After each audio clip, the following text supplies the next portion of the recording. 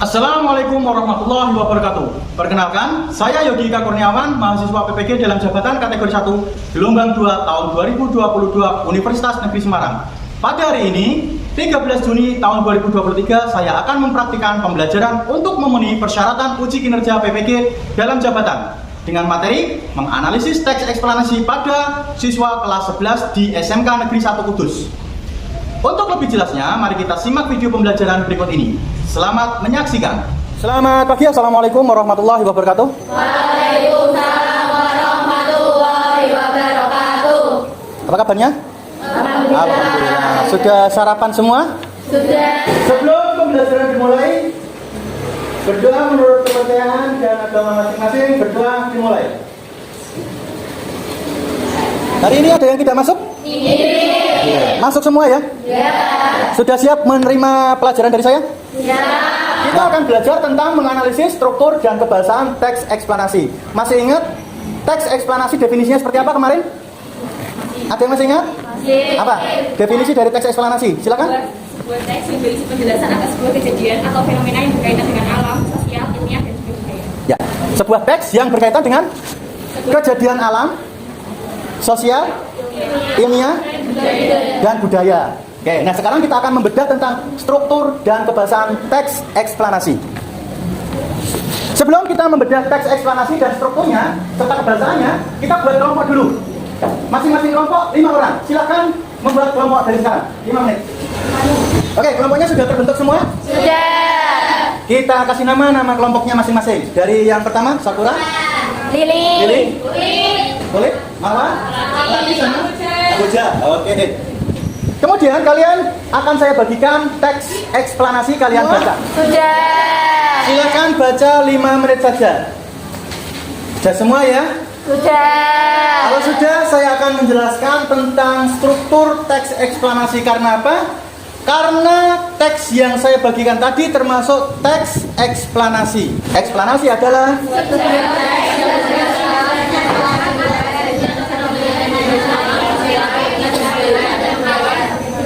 ya. nah, fenomena apa yang ada pada teks yang sudah saya bagikan?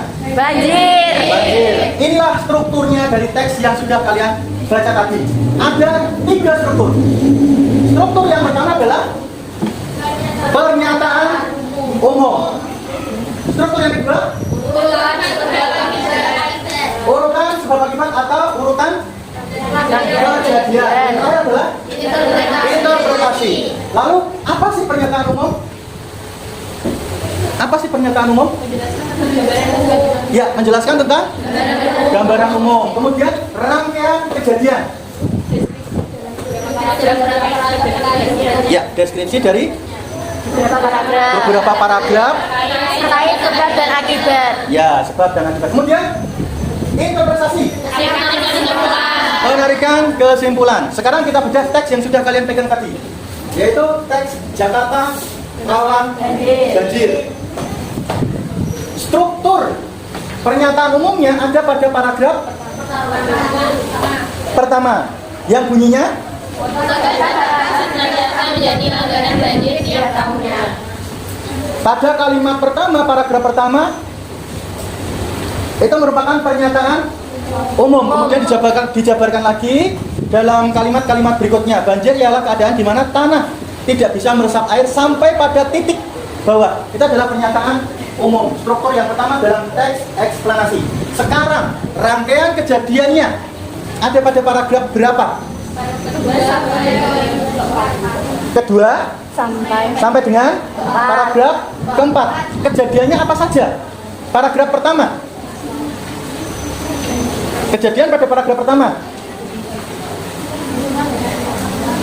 Banjir di Jakarta jadi suatu hal yang tidak mengherankan lagi. Kejadian yang kedua?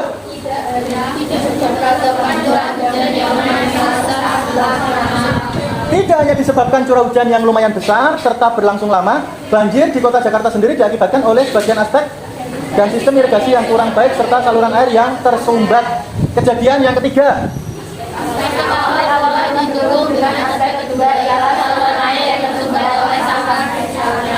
Ya, aspek awal pula didukung dengan aspek kedua, ialah saluran air yang tersumbat sampah spesialnya. Berikutnya, Yang terakhir, struktur yang terakhir. Interpretasi ada pada paragraf kelima, yaitu Menggunakan istilah anggaran banjir yang harus terjadi secara tahap diperlukan rekonstruksi sistem irigasi dengan membiarkan tanah terbuka.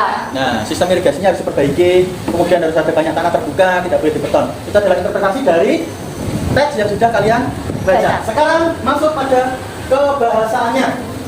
Kebahasaan teks eksplanasi ada 5. Yang pertama, teks eksplanasi itu fokus pada hal-hal yang bersifat umum atau generik. Yang kedua, menggunakan istilah ilmiah. Yang ketiga, Dibuat berdasarkan fakta.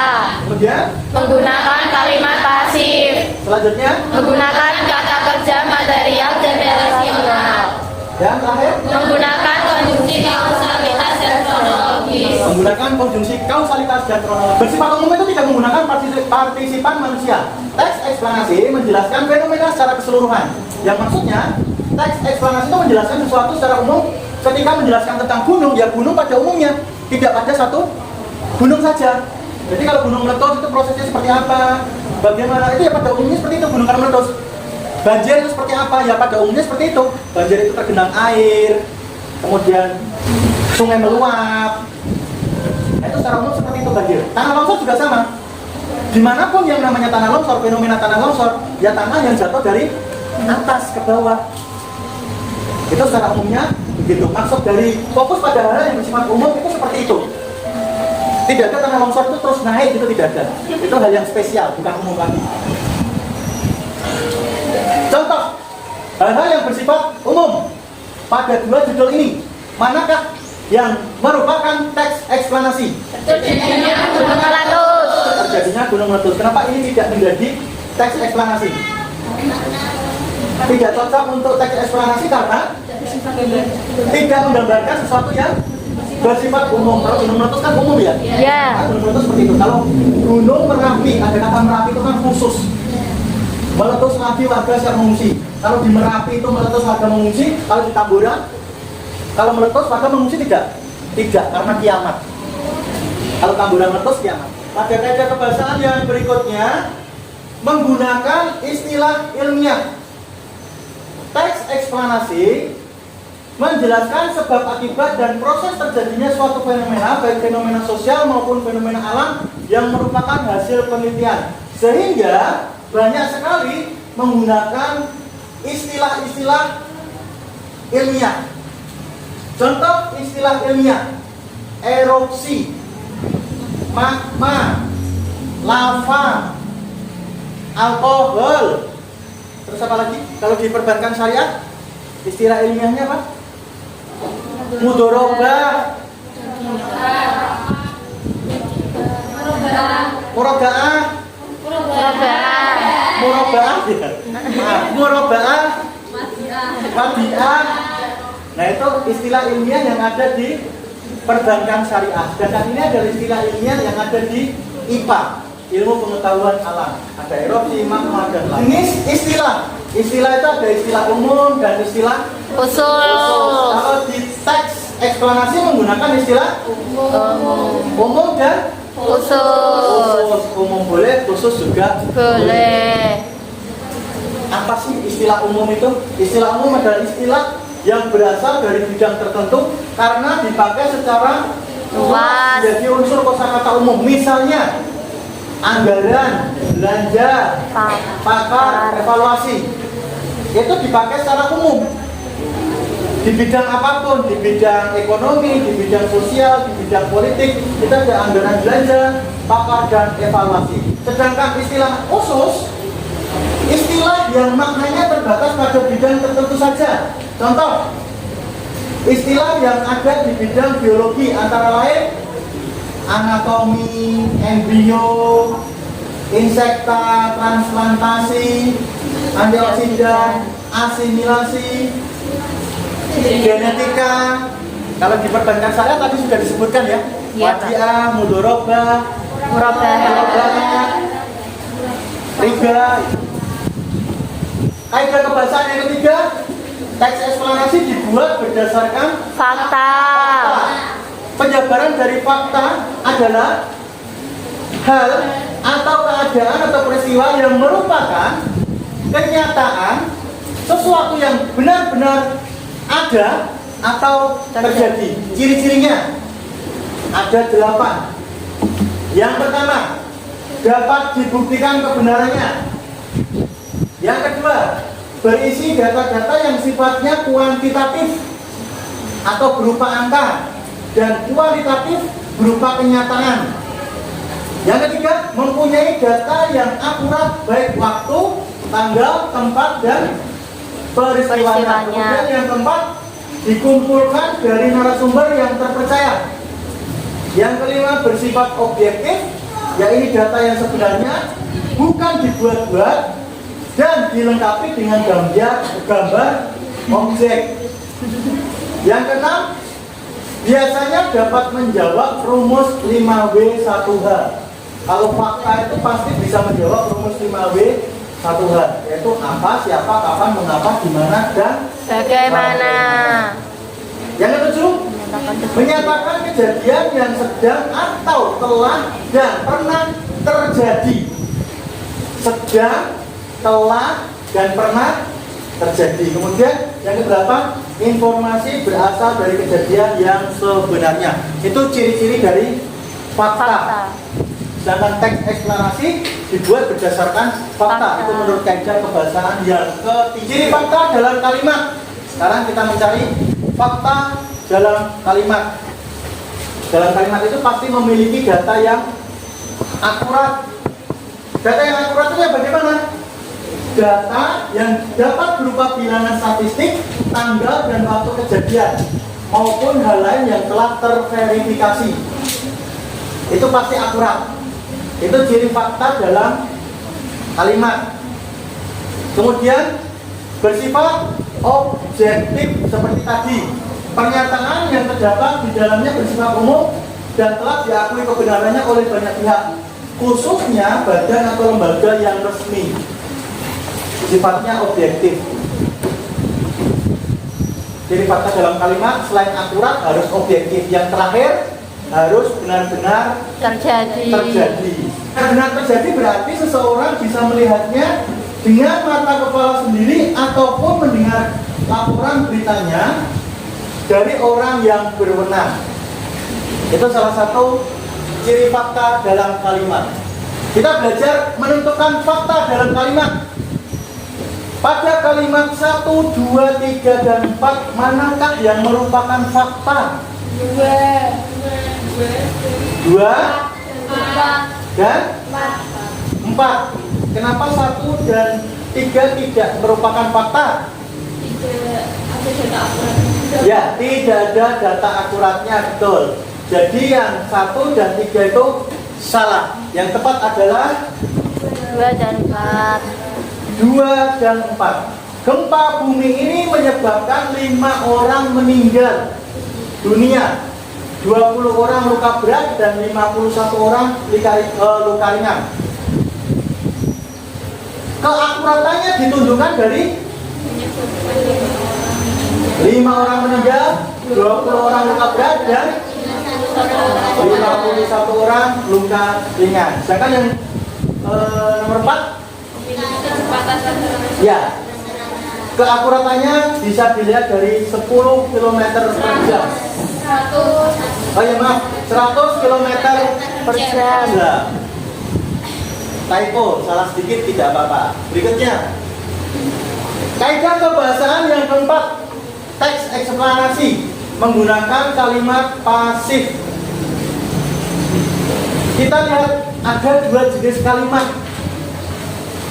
Yang satu adalah kalimat aktif, yang satu adalah kalimat pasif. Kalimat aktif itu yang bagaimana?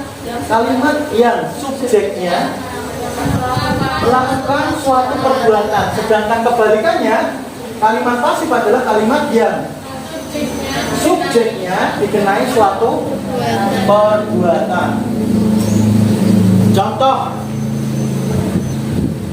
Contoh kalimat pasif. Kopi itu dibuat Zaki. Kopinya sebagai subjek, dibuat sebagai predikat, Zaki sebagai pelengkap. Kopinya dikenai perbuatan. Kopi dibuat. Subjeknya kena perbuatan. Kalau kita aktifkan kalimat ini jadi Zaki membuat kopi. Ciri-ciri kalimat pasif berimbuhan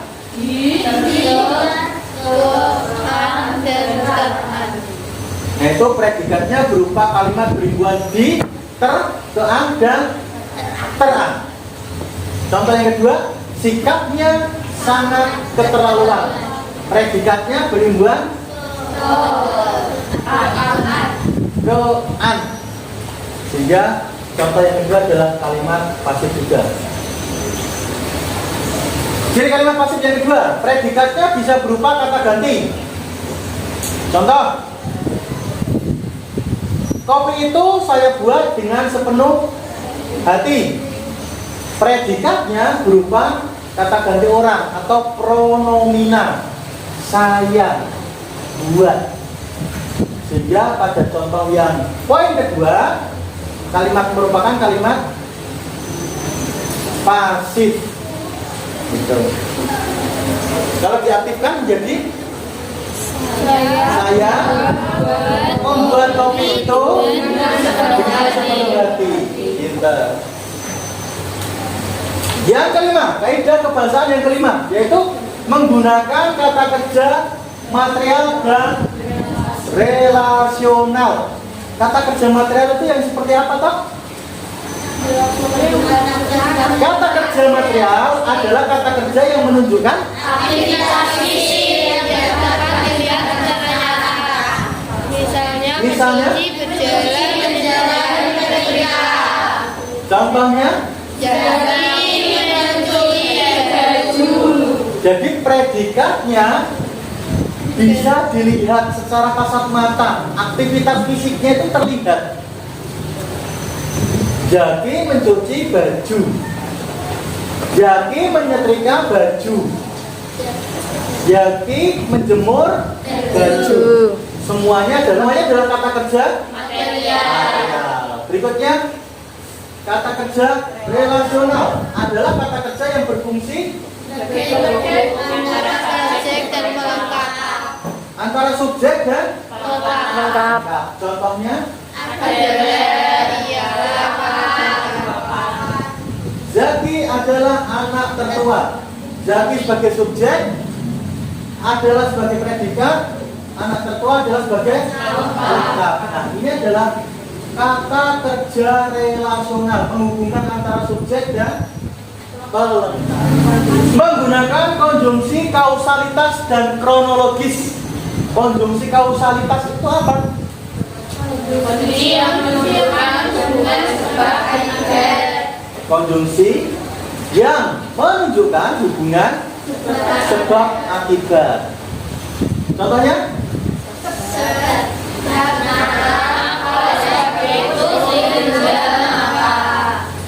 Contoh dalam teksnya?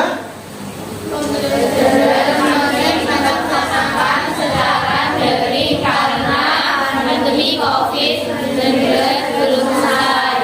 Nah, contoh yang kedua? Kasus COVID-19 masih belum turun. Oleh karena itu, pembelajaran masih dilaksanakan secara daring. Konjungsi kausalitasnya ada pada? Oleh karena itu. Sedangkan konjungsi kronologis adalah konjungsi yang menunjukkan hubungan waktu. Contoh konjungsinya? Kemudian, lalu, sebelum, setelah itu, pada akhirnya. Contoh dalam teks? Dia beristirahat setelah mengerjakan tugas. Konjungsinya ada pada? Setelah. Contoh yang kedua? Dia telah menyelesaikan tugasnya. Setelah itu, dia beristirahat sejenak. Konjungsinya ada pada? Setelah itu. Mantap. Itu adalah kaidah kebahasaan teks eksplanasi. Ada yang mau ditanyakan sebelum kita melanjutkan? Insya Allah tidak. Terima kasih. Baik sekali kalian tidak bertanya pada saya. Sekarang saya yang bertanya pada kalian. Nah, saya akan memberikan satu teks dan kita akan mencari struktur teks eksplanasinya dan kebahasannya. Kita mulai bongkar strukturnya. Struktur teks mengapa air laut asin. Pernyataan umumnya ada pada paragraf. Ada pada paragraf? Ya. Pertama. Paragraf kedua, ketiga, keempat, dan kelima adalah rangkaian kejadian dan paragraf terakhir adalah bagus, tepuk tangannya. Karena kalian sudah pada ahli dalam menentukan struktur dan kaidah kebahasaan, maka saya akan memberikan tugas untuk kalian kerjakan secara individu. Nah, silakan kalian kerjakan di selembar kertas. Setelah kita mengerjakan tugas ini, kita akan presentasikan apa yang sudah kalian kerjakan masing-masing. Siap ya? Siap. Silakan dikerjakan. Struktur yang pertama tuh yang mana sih? Struktur yang pertama tuh ini. Ini tuh termasuk pernyataan umum. Nah, kalau yang ini tuh detail penjelas. Ini interpretasi atau kesimpulannya. Kalau kebahasaan teksnya kan ada 6 tadi ya.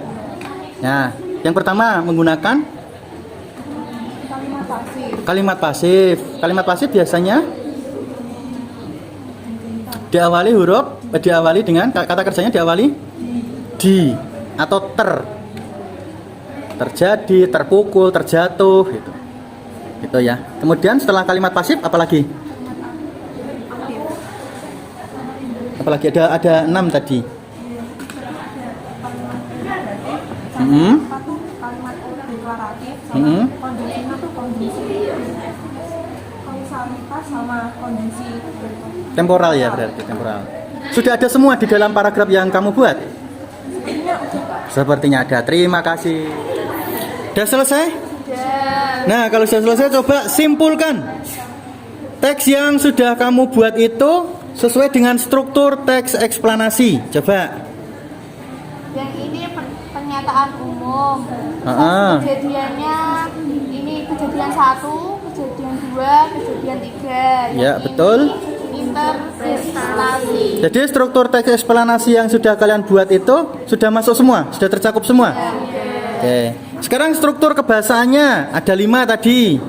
Yang pertama menggunakan kalimat aktif. Wah, pasif. Menggunakan kalimat pasif. Kemudian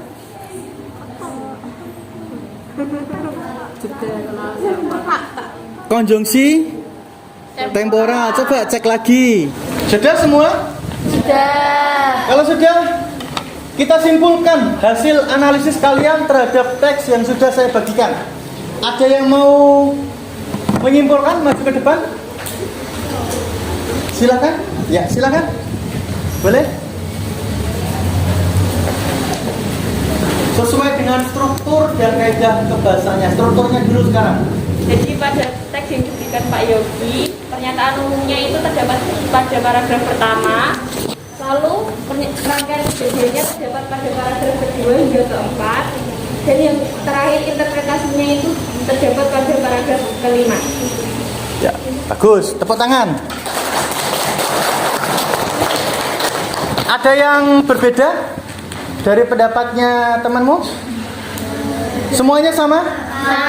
Berarti semuanya sudah bisa menganalisis struktur teks eksplanasi. Sekarang kita analisis kaidah kebahasaannya. Teks eksplanasi yang tadi kalian sudah baca. Yang pertama, fokus pada hal yang bersifat umum. Temukan kalimat yang sifatnya umum pada teks eksplanasi tersebut. Mana yang sifatnya umum? Pada kalimat yang mana? Kalimat kedua, paragraf pertama. Banjir Ialah keadaan di mana tanah tidak bisa menyerap air dengan sempurna sehingga air yang terletak pada permukaan tanah tidak Nah, itu sifatnya umum. Berarti ada ya. Kemudian menggunakan istilah ilmiah. Ada tidak istilah ilmiah pada teks Jakarta Rawan Banjir? Apa istilah ilmiahnya? Irigasi, memforsir. Terus apa lagi? Irigasi, memforsir, rekonstruksi, parasit. Nah, itu ada pada paragraf kedua. Kemudian kaidah yang ketiga, dibuat berdasarkan fakta. Betul tidak bahwa Jakarta banjir? Betul. Ya. Faktanya adalah air yang ada di permukaan tidak bisa terserap tanah. Sehingga faktanya di Jakarta banjir karena banyak tanah yang tidak bisa menyerap air. Kemudian yang berikutnya menggunakan kalimat pasif. Tadi ciri-cirinya kalimat pasif adalah kata kerjanya berimbuhan di terkean teran. Contoh pada teks itu yang berimbuhan di terkean teran. Yang mana? Diakibatkan, disebabkan, kerugian, tersumbat, tertutup, tergenang. Nah, itu semua adalah salah satu ciri kalimat pasif. Kata kerjanya berimbuhan di terkean sama teran. Jadi pada kaidah kebahasaan teks Jakarta Rawan Banjir menggunakan kalimat pasif ada. Berikutnya yang kelima, menggunakan kata kerja material dan relasional. Ada tidak? Kata kerja material dan relasional itu yang bagaimana? Kata kerja yang predikatnya melakukan aktivitas. Contohnya mencuci, menyetrika. Nah, itu contoh pada tadi. Sedangkan contoh pada teks Jakarta Rawan Banjir menyelimuti, mengalir, menggenang, meresap. Itu adalah salah satu ciri kata kerja material. Kata kerja relasional yang menghubungkan antara predikat dengan pelengkap. Contohnya? Contohnya? Ialah. Banjir ialah keadaan. Ya. Ada pada paragraf ke pertama. Dan yang terakhir adalah menggunakan konjungsi kausalitas dan kronologis. Kalau ada kata lalu, kemudian, setelah itu, selanjutnya itu kronologis. Kalau kausalitas, sebab, akibat. Ada di dalam teks itu? Ada. Sudah paham semua? Terima kasih. Simpulannya adalah teks eksplanasi mempunyai tiga struktur dan kaidah kebahasaan. Tiga strukturnya itu apa saja?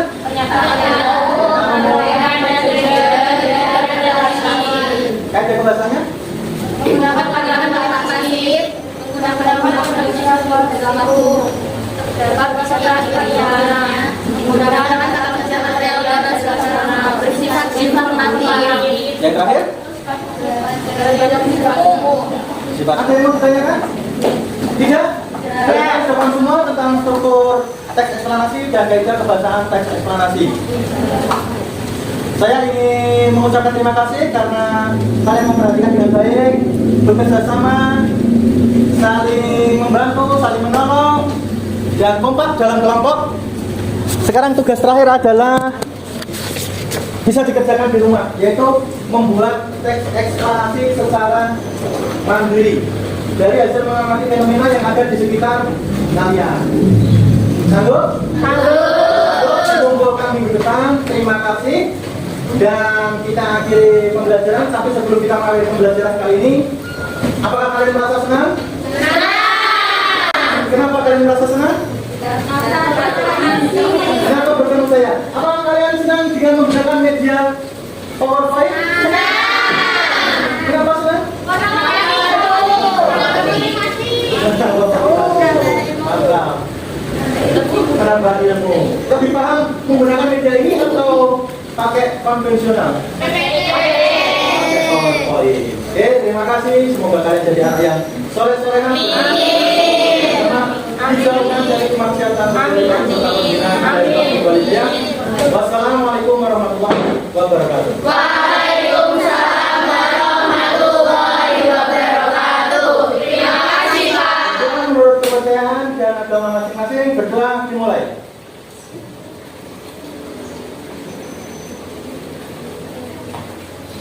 Cukup.